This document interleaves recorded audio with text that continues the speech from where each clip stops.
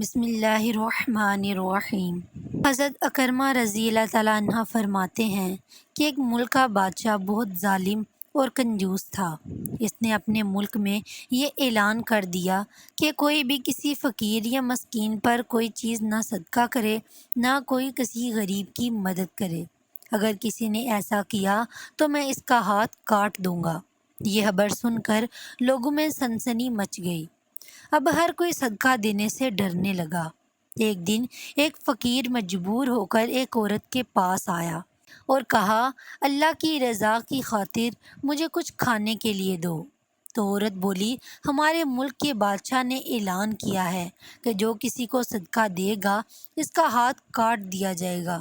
فقیر نے کہا، تم مجھے اللہ عز و جل کی رضا کی خاطر کوئی کھانے کی چیز دے دو۔ عورت کو اس فقیر پر بہت ترس آیا اور اس نے بادشاہ کی ناراضگی اور سزا کی پرواہ کیے بغیر اللہ کی رضا کے لیے اس فقیر کو 2 روٹیاں دے دی۔ فقیر دعائیں دیتا ہوا وہاں سے چلا گیا۔ جب بادشاہ کو معلوم ہوا تو اس نے عورت کی طرف اپنے سپاہی بھیجے اور عورت کے دونوں ہاتھ کاٹ دیے گئے۔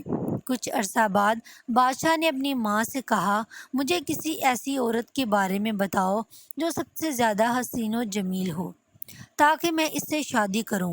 تو اس کی ماں نے کہا، ہمارے ملک میں ایک ایسی خوبصورت اور بے مثال حسین و جمال کی پیکر عورت رہتی ہے کہ میں نے آج تک اس جیسی عورت نہیں دیکھی، لیکن اس میں ایک بہت بڑا عیب ہے۔ بادشاہ نے پوچھا، اس میں کیا عیب ہے؟ ماں نے کہا، اس کے دونوں ہاتھ کٹے ہوئے ہیں۔ بادشاہ نے سپاہیوں کو حکم دیا کہ فلاں عورت کو میرے پاس حاضر کیا جائے۔ چند سپاہی گئے اور اسی عورت کو بادشاہ کے پاس لے آئے جس کے ہاتھ فقیر کو روٹیاں دینے کی وجہ سے کاٹ دیے گئے تھے۔ جب بادشاہ نے اس عورت کو دیکھا تو اس کے حسن و جمال نے بادشاہ کو حیرت میں ڈال دیا۔ بادشاہ نے اس سے کہا، کیا تم مجھ سے شادی کرنا چاہتی ہو؟ عورت نے کہا، مجھے کوئی اعتراض نہیں، اگر تم مجھ سے شادی کرنا چاہو تو مجھے منظور ہے۔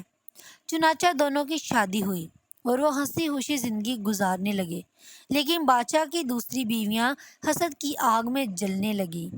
ان کے دل میں یہ بات بیٹھ گئی کہ بادشاہ اب ہمیں اتنی وقت نہیں دیتا جتنی اس غریب و نادار نئی دلہن کو دیتا ہے۔ چنانچہ وہ ہر وقت اس فکر میں رہتی کہ کسی طرح اس نئی دلہن کو بادشاہ کی نظروں سے گرا دیا جائے، لیکن وہ اپنے اس مذموم ارادے میں کامیاب نہ ہو سکیں۔ پھر اچانک بادشاہ کسی محاذ پر روانہ ہو گیا اور وہاں اسے کافی دن دشمنوں سے لڑنا پڑا۔ بادشاہ کی بیویوں کو یہ بہت اچھا موقع مل گیا۔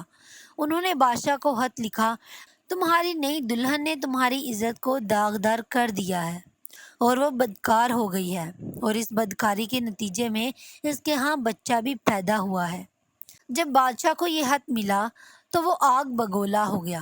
اس نے فوراً اپنے قاصد کو یہ پیغام دے کر اپنی والدہ کے پاس بھیجا کہ اس کے بدکار عورت کو اس کے بچے سمیت میرے ملک سے نکال دو، اس کے گلے میں کپڑا باندھ کر بچہ اس میں ڈال دو اور انہیں کسی جنگل میں چھوڑ دو۔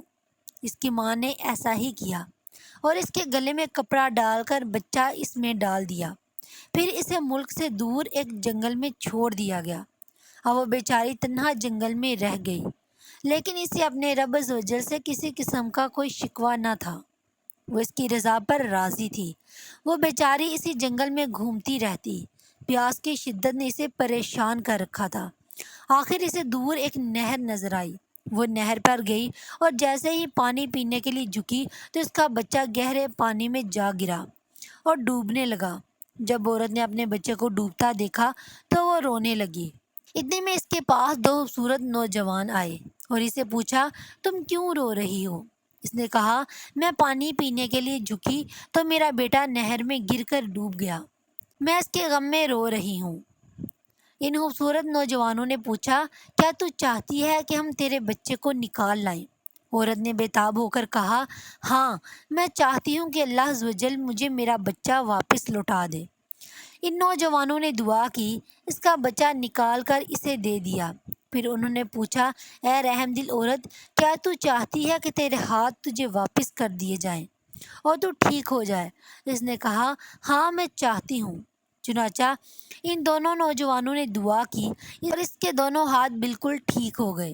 عورت نے اللہ کا شکر ادا کیا اور حیران کن نظروں سے ان نوجوانوں کو دیکھنے لگی، جن کی برکت سے اسے ڈوبا ہوا بچہ بھی مل گیا اور اس کے ہاتھ بھی اسے لوٹا دیے گئے۔ نوجوانوں نے پوچھا، اے عظیم عورت، کیا تو جانتی ہے کہ ہم کون ہیں؟ عورت نے کہا، نہیں۔ عورت کا جواب سن کر انہوں نے کہا، ہم تیری وہی 2 روٹیاں ہیں جو تو نے ایک مجبور سائل کو دی تھی۔